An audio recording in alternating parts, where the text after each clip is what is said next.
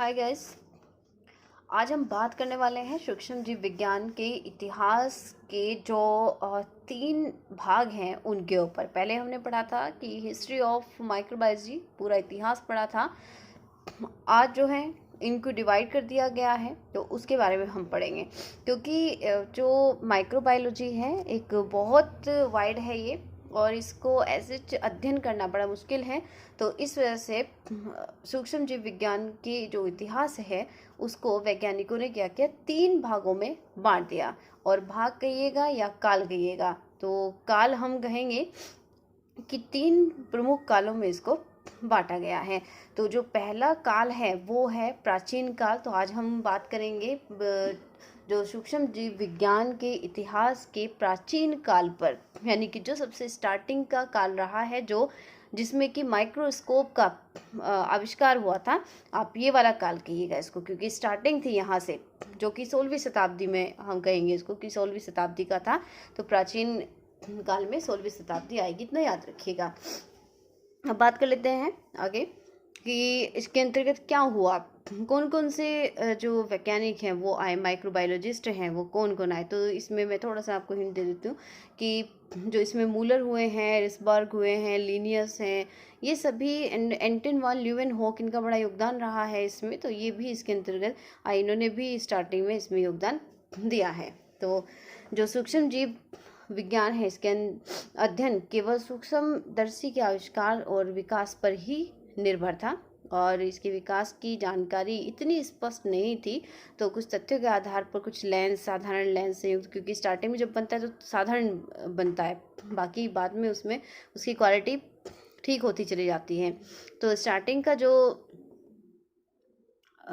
Starting का था वो रहा है कि साधारण लेंस खोजा गया था, और इसका जो श्रेय है वो रोजर बेकन को जाता है। रोजर बेकन थे वैज्ञानिक, उन्होंने कहा था, उन्होंने बताया था माइक्रोस्कोप के बारे में। और एक पादरी किचरे और रॉबर्ट थे, तो उन्होंने जो माइक्रोस्कोप है उसमें मृत जो कारक होते हैं उनका अध्ययन किया था।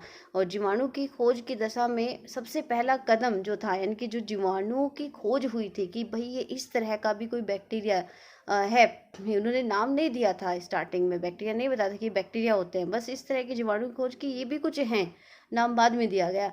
तो वो श्रेय जाता है जो एंथनासियस क्रिचर थे उनको, और जिन्होंने 1657-58 में जीवाणु को सूक्ष्मदर्शी से देखा था।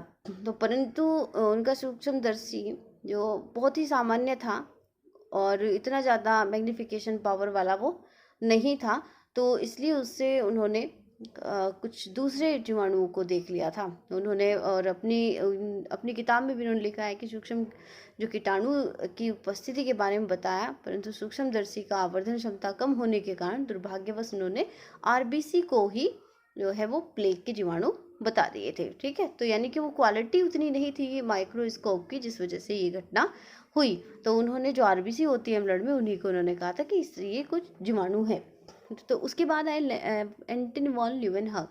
तो इन्होंने सबसे पहले क्या किया था ल्यूवेनहॉक ने, कि जो माइक्रोस्कोप की खोज है, इन्होंने और अच्छे वाले माइक्रोस्कोप की खोज को करना शुरू कर दिया था। ठीक है, और उन्होंने अपना जो कार्य है 17वीं शताब्दी के अंत तक और 18वीं शताब्दी के शुरुआत में किया। उन्होंने सब बहुत इम्पोर्टेंट है कि कभी कभी क्वेश्चन ऐसे भी आता है कि वर्षा के जल और दांतों की खुरचन में जो सूक्ष्मदर्शी देखा गया था, जो जीवाणु देखे गए उसमें, वो किसने देखे थे, राइट। तो याद रखना है कि उन्होंने वर्षा और जल तथा दांतों के बीच के मैल को खुरच कर सूक्ष्मदर्शी में देखा, तो उन्हें कुछ सूक्ष्म जीवाणु तीव्र गति करते हुए दिखाई दिए। तो कुछ छड़की आकार के थे, कुछ मुड़े हुए थे, कुछ सर्पिल आकार के थे। उन्होंने सूक्ष्म जीवाणुओं को जंतु एनिमल कहा। इन्होंने अपने प्रयोगों के परिणामों को 6 अक्टूबर को लंदन रॉयल सोसाइटी में प्रेषित भी किया। तो उनके सूक्ष्म जीवाणु संबंधित लेख 1676 से 1683 तक लंदन की रॉयल सोसाइटी में प्रभावित हुए।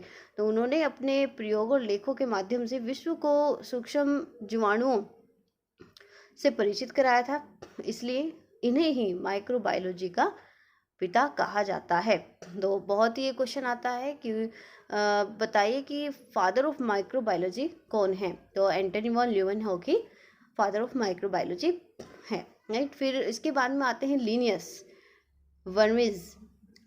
इन्होंने वर्मिज नाम से इन्होंने पुकारा था लिनियस ने जीवाणुओं को। तो पहले तो जीवाणु थे, उन्होंने कहा वर्मिज होते हैं, उन्होंने जीवाणु हटाते वर्मिज होते हैं इन्होंने। फिर इसके बाद में नया नाम आया केओस। फिर रिसबर्ग आए, उन्होंने कुछ बाद जीवाणुओं को इन्फोसूरिया नाम दिया।